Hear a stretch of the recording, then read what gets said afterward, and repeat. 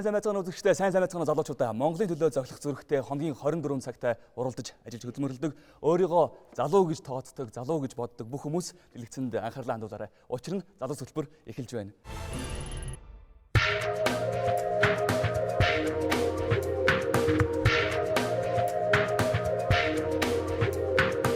Монголын залуучуудыг эерэг өөрчлөлтийг хамтдаа бүтээхэд уриалж, улс орныхон хөгжилд хувь нэмрээ оруулахыг зорддог GCI Монгол төрийн бус байгууллагын дархан Эрдэнэт Улаанбаатар хотод Омоёрын нэртэй сургалт зохион байгууллаа. Энэ сарын 11-ээс 13-нд болсон уг сургалтанд GCI Монгол байгууллагын гишүүдээс гадна нийслэлийн болон дархан Эрдэнэт хотын 500 гаруй залуус оролцсон юм. Омоёрыг гэдэг нь бие биеэ чин сэтгэлээсээ ойлгож, хүлээн зөвшөөрөх, хүндэтгэх, сэтгэлээсээ хандах гэсэн утгатай үг юм. Залуус бие биеэн ойлгож, хүлээн зөвшөөрч, чин сэтгэлээсээ хандахад энэ сургалт туслахын зэрэгцээ улмаар улс орны хөгжилд ч нөлөөлөх ач холбогдолтой юм. 2008 оноос олон улсад уг сургалтаа явуулж эхэлсэн бөгөөд манай оронд анх удаа зохион байгуулж байгаа юм байна. 2011 оны сургалтын хорооны дарга тоороо оноогоор ахлуулсан 6 сургагч багш энэ сургалтыг эхлүүлж цаашдаа монголчууд өөрсдөө явуулж байхаар болсон юм. Өнөөдөр бид эерэг өөрчлөлт гэсэн сэдвээр залуучууд та бүхэнтэйгээ ярилцах гэж байна. Тэгэхээр өнөөдөр үндэсний олон нийтийн телевизийн 600 студиуд хүрэлцэн ирсэн зочдоо та бүхэнд танилцуулъя. GCI Монгол байгууллагын 2011 оны үндэсний ерөнхийлөгч Батзаяа, GCI Монгол байгууллагын 2011 оны удирдлагын баг салбарын ерөнхийлөгчд мөн гишүүд энд хүрэлцэн ирээд байна. Бүгдээрээ ухтан авцгаая.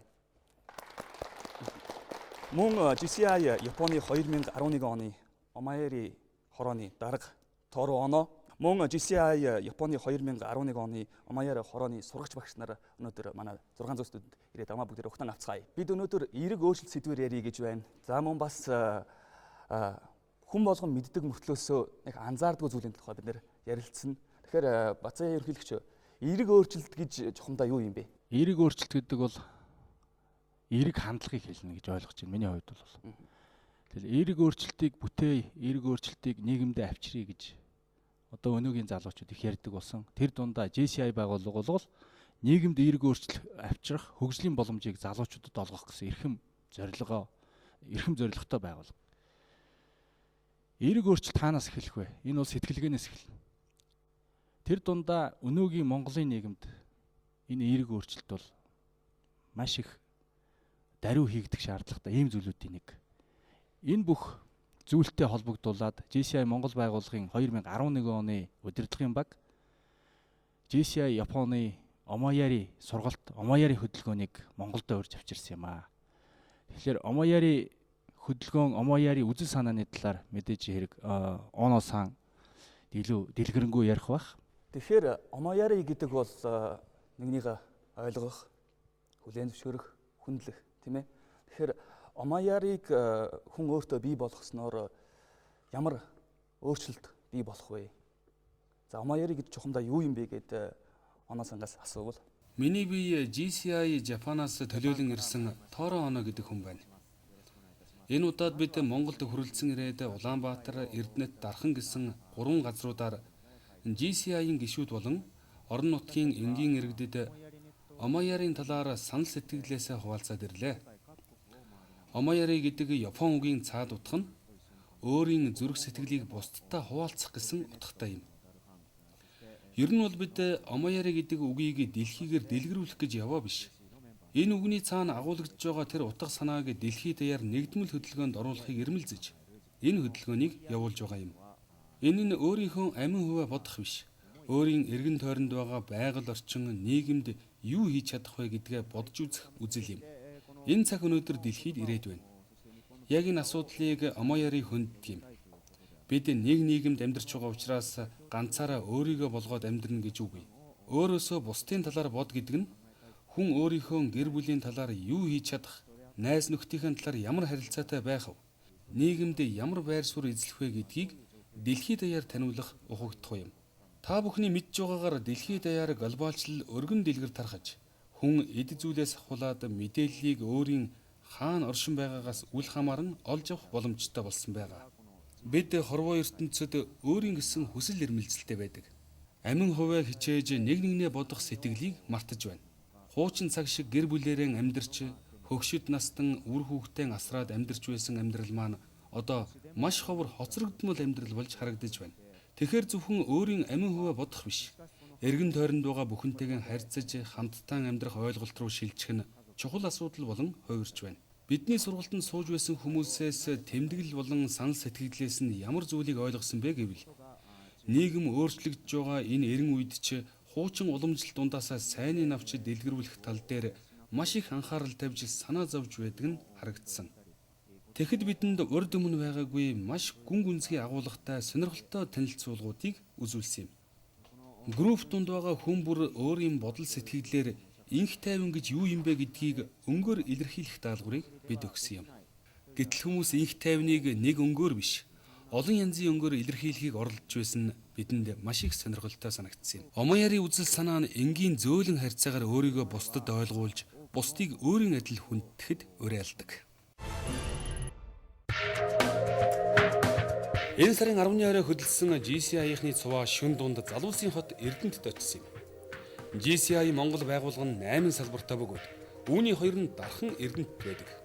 Тус байгууллагын үе үеийн үндэсний ерөнхийлөгч нь жил бүр орон нутгийн салбартаа айлчилдаг.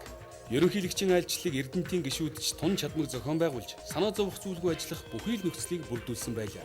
Энэхүү GCI хэмээх дэлхийн хэмжээний төрийн бус байгууллага нь 100 жилийн түүхтэй. Харин манай орондоо 1992 онд байгуулагджээ. Одоогоор 500 гаруй гишүүнтэй өөрийн орны нийгэмд эерэг өөрчлөлт авчирч залуучуудыг мэдлэг боловсралтай байж улс орны хөгжилд хувь нэмрээ оруулахад уриалах зорилготой юм. Япон улсын нийгмийн хөгжлийг та бүхэн мэднэ. Дэлхийд даяараа бүх хүмүүс мэднэ. Тэгэхээр бас энэ хөгжил нь Омаяритай буюу нэг нэгнийгээ ойлгох, хүндлэх, хүлээн зөвшөөрөхтэй холбоотой байдаг юм болов багаар ажиллах чадвартай тийм ээ. Тэгэхээр хүн өөрийгөө өөрчилж ийж нийгмээ өөрчлөн, дэлхийг өөрчлөн, бүхнийг өөрчлөн. Тэгэхээр хүн сэтгэхгүйгээр өөрчлөх юм бол хөгжнө гэж бас Омаяри үзэл санаанд гараад ах шиг байна л да. Зүг болов энэ талаар та бүхэн бас ямар бодолтой байна? Энд Япон явж үзсэн хүмүүс байна уу? Гараа өргөе төхөө. Япон явж үзсэн хүмүүс байна уу? Япон явж үзсэн хүмүүс байна уу? Гараа өргөе. Би Японд явж исэн ингэсэн л дээ супермаркетд явж байгаад айлын хүүхдийг мөрөгцсөн. Тэгээ яана баларлаа өстө өнгөрцөө яана гэсэн чинь нөгөө ээж нь босгоод уучлаарай. Миний хүүхэд таны зам цаа толсонд уучлаарай гэсэн. Тэгээ би гайхаад тэгээ очиод асуухгүй юу. Чинь ямар учиртай би одоо айлын хүүхдийг мөрөгчлөө унгаачлаа. Тэгсэн чинь ээж нь хурж ирээд надаас уучлалт гуйгаад ах юм. Би уг нь уучлалт гуйх хэрэгтэй байдал. Тэгээ энэ бас Омаяри үзэл санааны нэг юм болов уу гэж би бодох юм. Та бүхэн ямар бодолтой вэ? Тэгэхээр яагаад заавал Омаяри гэж бид нэр одоо яагаад Омаярыг дэлгэрүүлэх гээд байгаа юм? Нэг гадны одоо соёлыг ч юм уу нэвтрүүлэх гээд байгаа юм уу гэсэн нэг ийм асуулт гарч ирэх байх л та. Тэгэхээр монголчууд маань нүүдлийн соёл иргэншилтэй орон. Бидэнд одоо яг энэ олон 100 мянган жил нийгмээрээ хамтарч амьдарч ирсэн энэ суурин соёл иргэншилтэй орнуудаас суралцах одоо их чухал байна. Тэр улсуудын тэр хамтын амьдралын сэтгэлгээний хэв маягийг нэвтрүүлэх шаардлага их байна. Монголчууд одоо бүгдээрээ хөгжихийг хүсэж байна. Бид одоо бүгд сайхан амьдрахыг хүсэж байна. Хаасайг бол хүмүүс одоо хөгжлийн зааг дээр байна. Том том бүтээн байгуулалт өрнөх гэж байна гэж яриад байгаа. Тэгэхээр гэтэл биднэрт бас шийдээгүй асуудлууд их байна. Проблем их байна. Жишээл одоо манай улс төр маань илүү эрх мэдлээ ашиглаж өөрийнхөө төлөө юм хийдэг. Улс төрчид маань бизнес маань мөнгөний төлөө хөөцөлддөг. Нийгэм маань тэр чигээрээ бас ёс суртахууны болон итгэл үнэмшил, ойлголцол гэдэг олон асуудлууд ийм ёс суртахууны асуудлууд тавигдж байна. Тэгэхээр энэ бүхэн зөв явж чадах уугүй юу гэсэн ийм асуулт гарч ирээд байгаа юм л да. Тэгэхээр энийг бид нар буцаад нөгөө хүний амьдралын суур ойлголт руу буцаж орох шаардлагатай болж байгаа. Энэ бол хүний өөрийнх нь итгэл үнэмшил үндэс зүйлс хүмүүсийн хоорондын ойлголцол хамтын ажиллагаа гэсэн. Тэгэхээр бид нар Омаяригаар дамжуулаад энэ бүхнийг одоо Монголын нийгэмд бас уриалж байгаа. Ийм үзэл санаа бид бие биенээ юмд чин сэтгэлээсээ ханддаг бай. Хамтарч ажилтдаг бай. Эхлээд өөрийгөө ойлгох гэхээсээ илүү хүнийг ойлгохыг хичээе. Ингэснээрээ бид нар ямар ч зүйлийг, ямар ч шин төслийг эсвэл ямар ч сайхан амьдралыг бүтээж чадна. Би зүгээр нэг тийм өндөр барилгатай баян тарган мөртлөө ёс суртахуунгүй эрүүл аюулгүй орчингүй тийм нийгмийг байгуулахыг хүсээгүй. Бид сайхан нийгмийг байгуулахыг хүсэж байгаа. Энэ нийгмийн харилцааны гол суурь үндэс бол хүмүүсийн ойлголцол, хамтын ажиллагаан дээр үндэслэж байгаа гэж бодож байгаа. Тийм учраас бид нар энэ Амаяарын үзэл санааг одоо монголчилж тийм ээ. Бид нар ч гэсэн одоо бас үндэсний өв заншилт бол энд олон сайхан ойлголтууд бий. Тэгэхээр энэ бүхнийгаа сэргээх мөн сайн зүйлүүдийг бусдаас суралцах гэсэн ийм юмд одоо нэлээд дэмжиж монголчуудаас энэ үзэл санааг дэлгэрүүлэхийн төлөө уриалж байгаа. Өнөөдрийн сэдв эерэг өөрчлөлт гэсэн сэдвтэй тийм ээ. Тэгэхээр хүн өөрийгөө өөрчилж чадах юм бол, бусдыгаа ойлгох юм бол, багаараа хамтаараа сайн ажиллах юм бол манайхан хөгжин тийм. Тэгэхээр сэтгэлгээний энэ хандлага, эерэг хандлага нийгэмд ямар нөлөө үзүүлэх юм бэ гэж асуувал танаас. Монгол улсын хөгжил бүр ярих юм бол. Тэгэхээр өнөө үеийн залуучууд бид юуг бодож үзэх ёстой гэхээр Монгол улс маань яавал хурдан хөгжих юм бэ гэдэг талаас бодож үзмээр юм шиг байгаа юм. Хурдан хөгжихэд бас юу саад болж ийнэ гэдэг дээр бас дүгнэлт хийх хэрэгтэй. Тэгэхээр монголчууд маань сэтгэлгээний бас нэг тийм зааг үед яваамуу гэж бас бодогддгийг. Юу гэхээр одоо ардчлал эхэлснээс хойш монголчууд маань хувийн өмчтэй болсон. Тэрнээс хойш чөлөөт эдийн засагт ороод явж байна.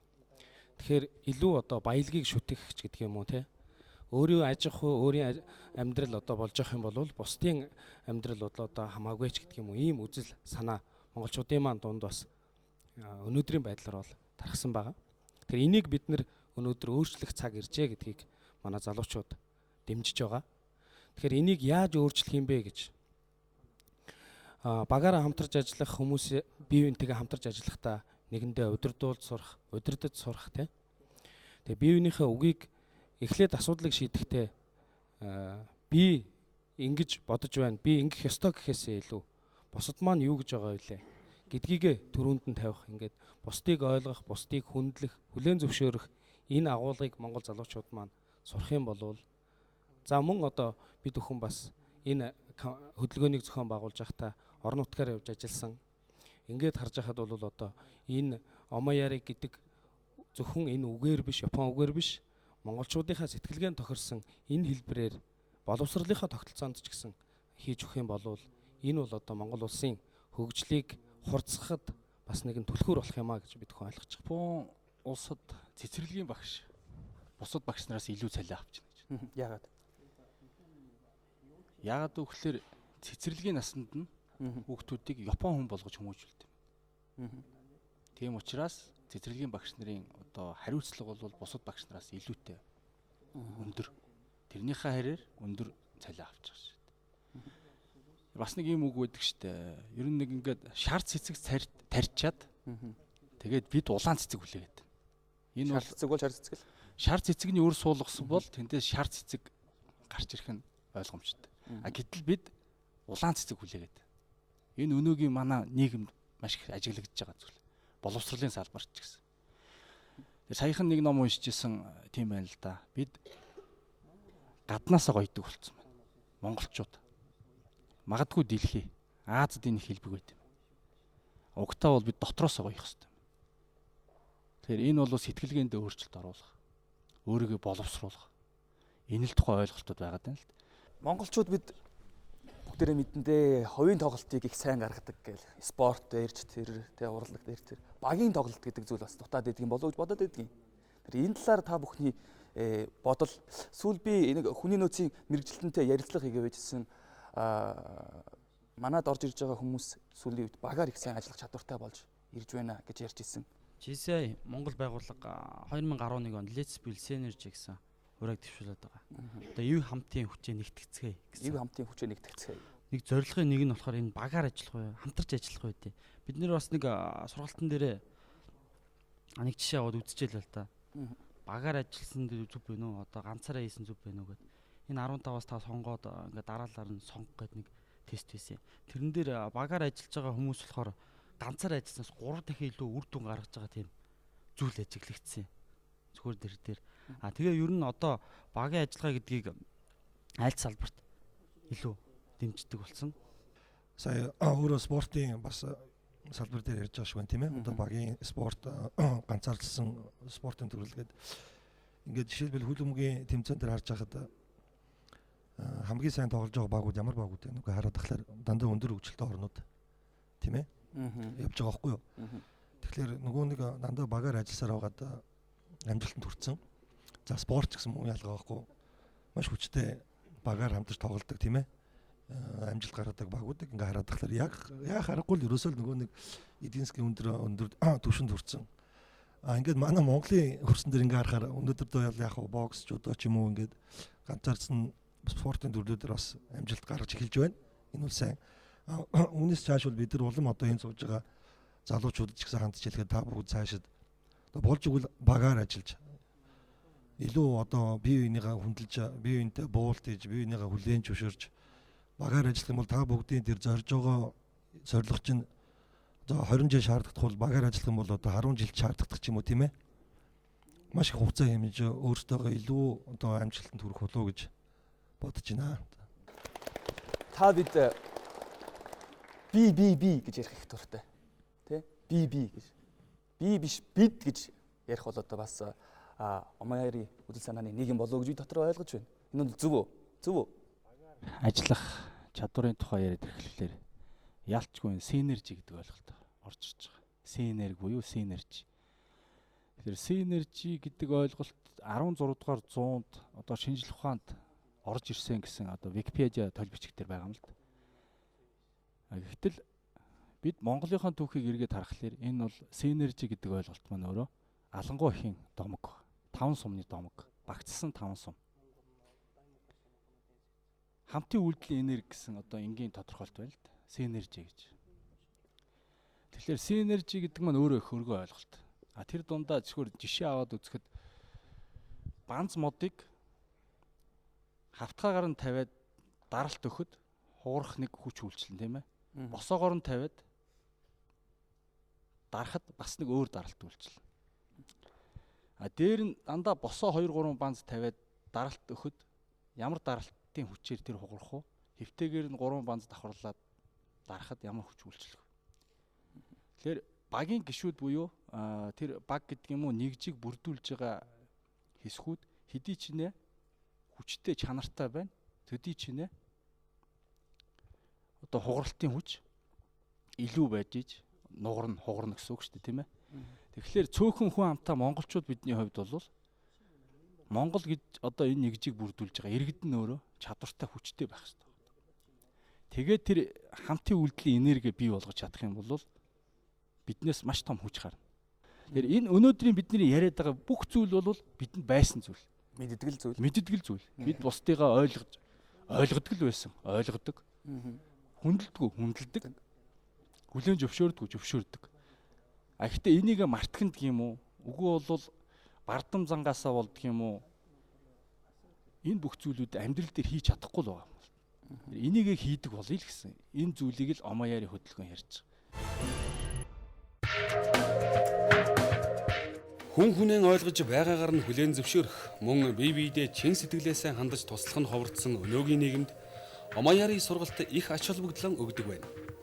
Эрт Эдогийн өмнөх үе, мөн дэлхийн 2 дугаар дайнд ялагдсны дараа Япончууд амьдрал нь хэцүү, нийгэмд ажилгүйдэл ядуурл газар авч хүн хүнээ хайрлахаа болсон байлаа. Тэр үед Омаяригийн ачаар энэ бүх байдал өөрчлөгдөж, улмаар Япон улс сүүлийн 50 жилийн турш эрчимтэй хөгжижээ. Мөн энэ үзэл санааг багаас нь хүүхдүүд суулгахын тулд нэлээдгүй ажлыг хийжээ. Өглөө эрт гараа явсан чинь нэг хүүхэд туг өргөчөөд шүгэлдээд байна. Тэгсэн араас нь жоох хүүхдүүд ирээд чигсаад 1 2 дугаар ангийн хүүхдүүд бөөнөрөө чигсаад яваад метроор ороо суучлаа. Би гайхаад эднэр яаж байгаа юм бэ гэсэн чинь энэ хавийн дүүргийн хүүхдүүдийн хамгийн ахлагч нь 1-р анги 2-р ангийн хүүхд хүртлээ бүгдийг ингэж чигсааж ягаад ингээ авч явдгийг. Тэгээд эднэр ингээд 1-р анги 2-р ангиасаа биеэ даагаад метрогоор суугаад ингээ хичээлдээ яваад өгдөг. Тэгэхээр энэ багаар ажиллах чадварын бас нэг жишээ харагдаж байгаа болов уу гэж би бодож илаа. Япон улсыг бол сүүлийн 40 жилийн дотор бол маш хурдан хөгжсөн гэж би ойлгодог. Тэгээд энийх нь нэг юу яагаад юм бэ нэ гэхээр Япончууд өөрсдөө маш их одоо харилцан ойлголцдог, сонсдог. Яг энэ өөрсдийнх нь энэ үндсэн чанар нь багаар ажиллахад илүү одоо хүчтэй тэгж ажиллуулж чадаж гин үү гэж би боддгийн. Тэгэхээр яг энэ Омаяри гэдэг ингээд яриад байгаа юм бид нэр цоо шин ямиг гаднаас оруулж ирээд байгаа юм бол огт биш. Энэ бол бидний хөрсөнд манай энэ өвөг дээдсээс маш их дээр үеэс одоо ч гэсэн бид нарт бас байна. Тэ? Хүндлэх ёс. Хүндлэх, мэдлэх, тэ бид нар ахмад үеж гэсэн хүндэлж мэдэлж ирсэн. Бид нарыг бага байхад автобусанд суугаад тэ ахмад тастай өнгө ороод ирэхэд бид нар суудал тавиад өгдөг.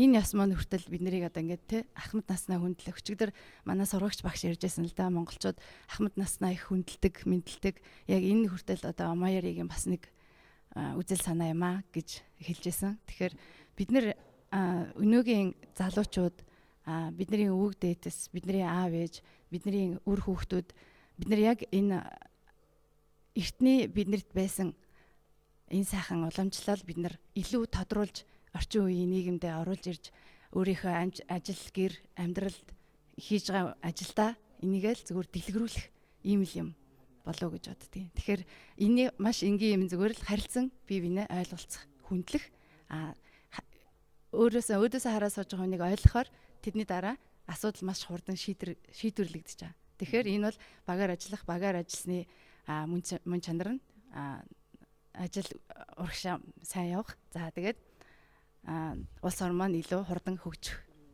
гэж бодож байна. Сурагч багшаас асууя л та. Сая дархан эрдэнтээр яваад ирсэн. Сургалт хэр үр дүнтэй болов? За хүмүүс хэрхэн хүлээж авч байна? Бид Улаанбаатар хотод сургалт явуулахад сургалтанд оролцож байсан гишүүдийн нэг нь надад сонин үг хэлсэн юм. Тэр нь Омаяри гэдэг чинь далаа ламаас ахуулаад бидэнд өдий болтол сургаалаар дамжиж ирсэн үзэл байж тээ. Гэтэл би энийг бүтэн өдөржин сууж байж ойлгосон харамсалтай гэж надад хэлсэн юм. Бид өдөр тутмынхаа амьдралдаа түүртэйт ч юм уу зөвхөн өөрийнхөө хувийн байдлыг сайжруулахын төлөө тэмцэж энэ чухал хэрэгтэй ухамсар үзэл санаагаа мартаж хойш нь тавьж байдаг юм. Омаяри гэдэг маань тийм хэцүү шин юм биш.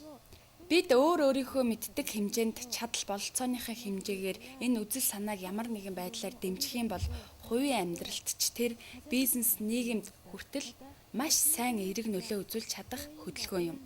Японд бий болж байгаа нэг үзэгдэл хөдөлгөөнийг та бүхэнд жишээ болгон хэлэхэд Омаяри гэсэн утгаар олон нийтийн газар олуулаад цуглаж байгаа тийм газруудад гар утсаа салгаад хүнтэй байх үед хүнд саад болохгүй тийм журмыг бид нийгэм даяар дэлгэрээсэ гэж хүсэж байна.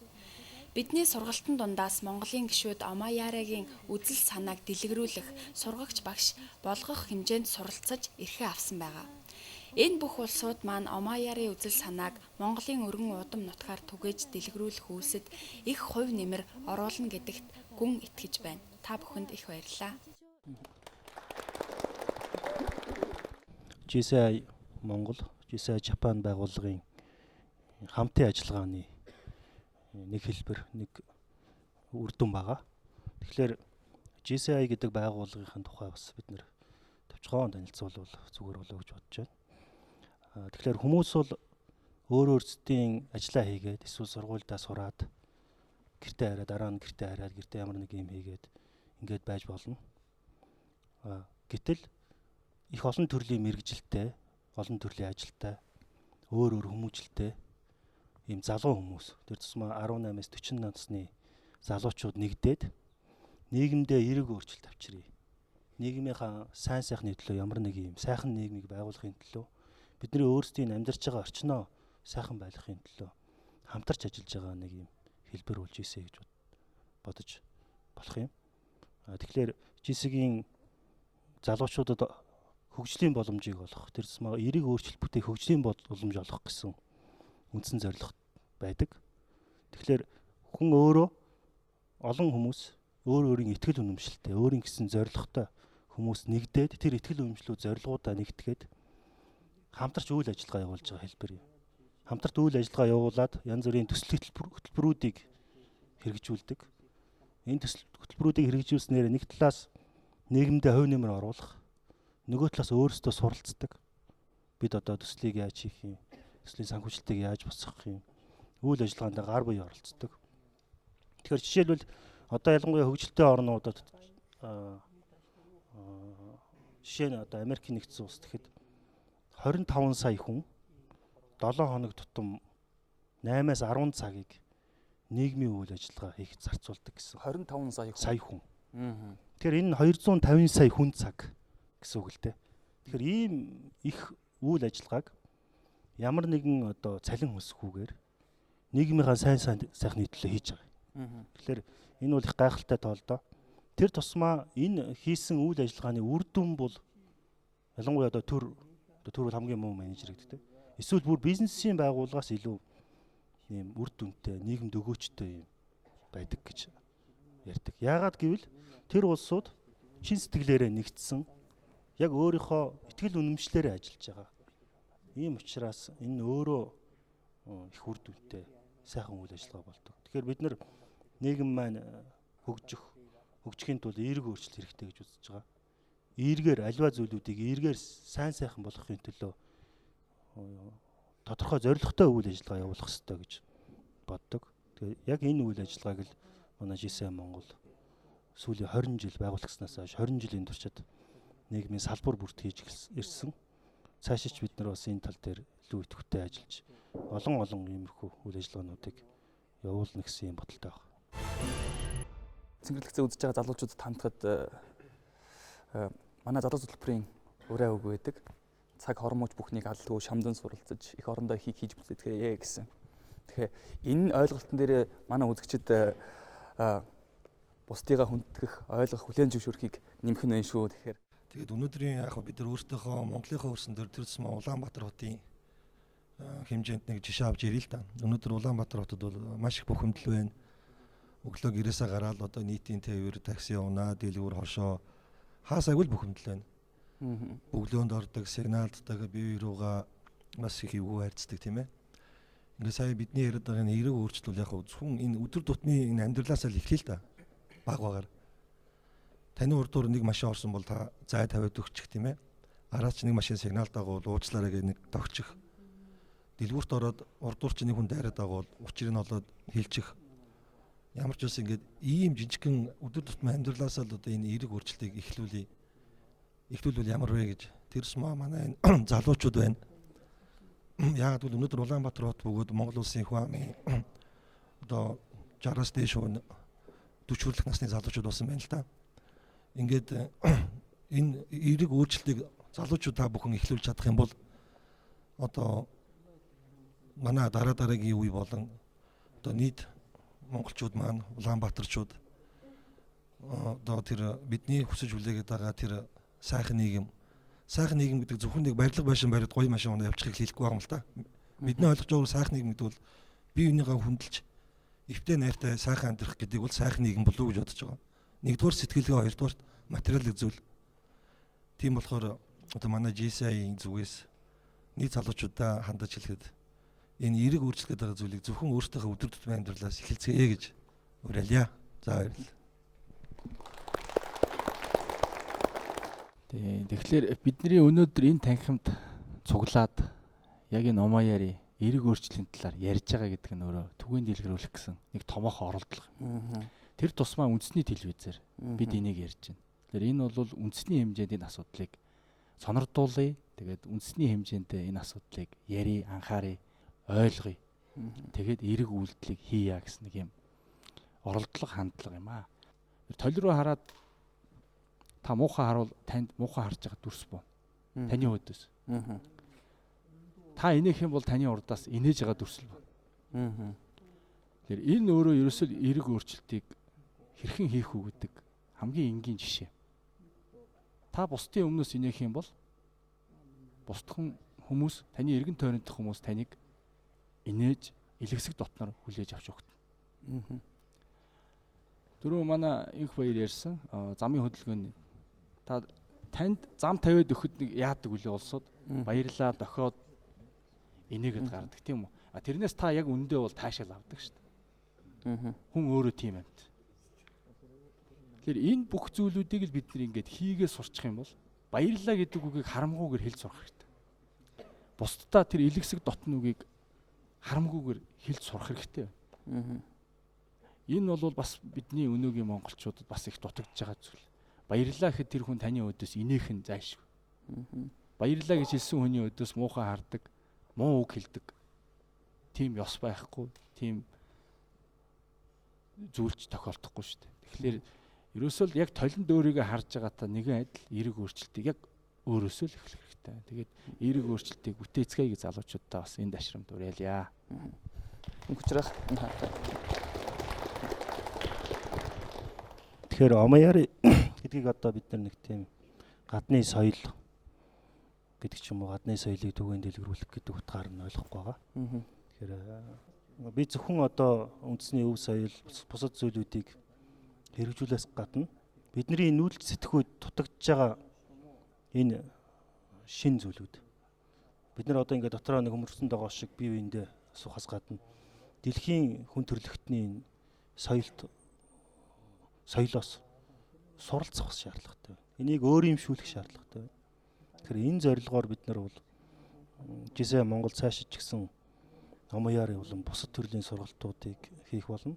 Мөн одоо бидний хэлдгээр Монголын хөрсөн дээр биднэрт ойр байдлаар яаж сургалтын материал бэлдэх үү, энийг яаж хэвшүүлэх үү гэдэг тал дээр бас ажиллах болно. Би түрүүн боловсролын байгууллагын одоо сургалтын хөтөлбөрт ч бас энэ үзэл санааг монголчлоод тусгах ийм ажлыг ч одоо манай залуучууд санаачлаад одоо эрх мэдэл бүхий хүмүүст одоо санал болгож болох юм.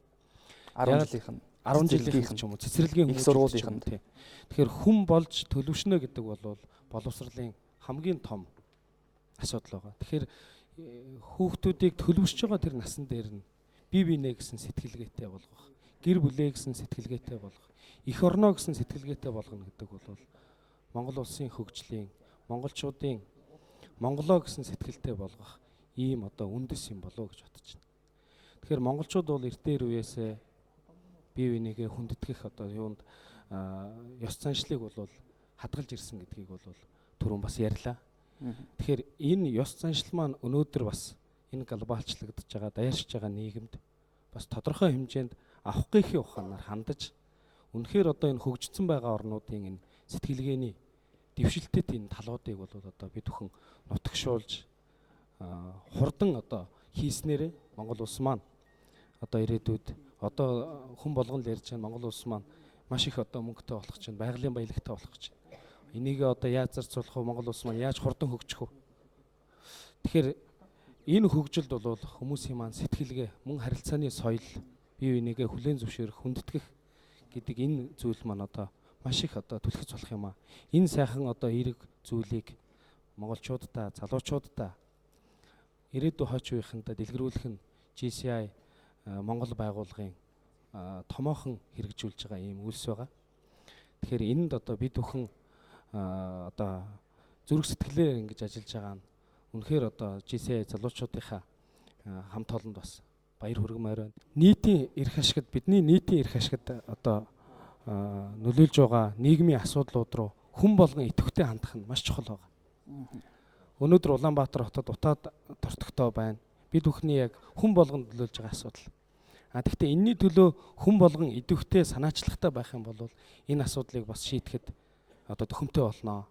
Тийм болохоор хүн болгон нийгэмдээ идэвхтэй байгаасаа, санаачлагтай байгаасаа сайн зүйлийг улам их дэлгэрүүлэхэд одоо гар бие хүн болгон оролцож одоо Омаяри гэдэг зүйлийг хүн болгон үйлддэг болох нь маш чухал. Өдөр болгоныхоо амьдралд үйлдэж, өдөр болгоныхоо харилцаанд оруулж ирэх нь өөрөө маш чухал. Энэ Омаяри гэдэг зүйлийг, хөдөлгөөнийг монголчуудад ингэж одоо түгээснээрээ монголчуудын оюун санаанд байдаг зүйлүүдийг сэргээхэд дахин одоо хэрэгжүүлж эхлэхэд тийм ээ маш том одоо түлхэж өгнө бидний зохион байгуулж байгаа үйл ажиллагаа гэж бодож байна. Японоос Монголд ирж за монголчуудын сэтгэхүйг өөрчлөх зөв эерэг тал руу хандуулах энэ сургалтыг хийж байгаад за Монгол хөрсөнд энэ сургалтыг суулгаж байгаад ийм сайхан зүйл хийж байгаад бидний зүгээс одоо баярлалаа гэж хэлмээр байна. Тэгээд аригато. Томаригато. Тэгэхээр GCI байгууллага дэлхийн залуучуудын байгууллагууд донд өөрийн гэсэн одоо брэнд болсон сургалтуудаараа алдартай юм байгууллага. За тэр дундаа Омаяри сургалт 2013 оноос JCI байгууллагын албан ёсны сургалт болох одоо бүх бэлтгэл ажлаа хангасан байгаа.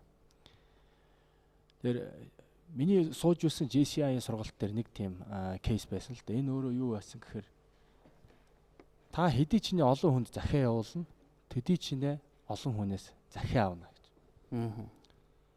Тэр бид захиа хүлээгээд байгаа юм шиг. Өөрөөр хэлэх юм бол бид үйлдэл хийхгүйгээр бусдаас үйлдэл эрхийг хүлээгээд байна л. Тэр бусдад хэдий ч нэ инээмсэгэл бэлгэлнэ. Хэдий ч нэ олон хүнд та ач тус хүргэнэ үү? Төдий ч нэ тэр ач тусыг та өөртөө авах нэ. Эерэг өөрчлөлтийг бүтээцгээе гэж залуучуудад бид уриалга гаргаж байна. Залуучууд гэлтгүй төрийн байгууллага, төрийн бус байгууллагуудад бид энэхүү эерэг өөрчлөлтийг бүтээцгээе гэдгийг уриалж байна. Энэнд энэ Омаяригийн үзэл санаа, Омаяри хөдөлгөөн маш их чухал түлхэц өгч байна. Тэгээд Япон улсаас бидний урилгыг хүлээж авч хүрэлцэн ирсэн Оно тэргүүтээ Омаяри багийнхаа хамт олонд дахин баярснаа илэрхийлье.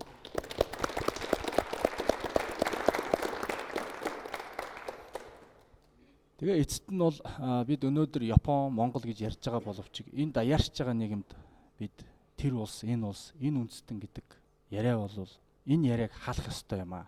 Бид нэг л дэлхий, нэг л ертөнцид амьдарч байгаа нэг л дэлхийн ертөнцийн бүтээгдэхүүн.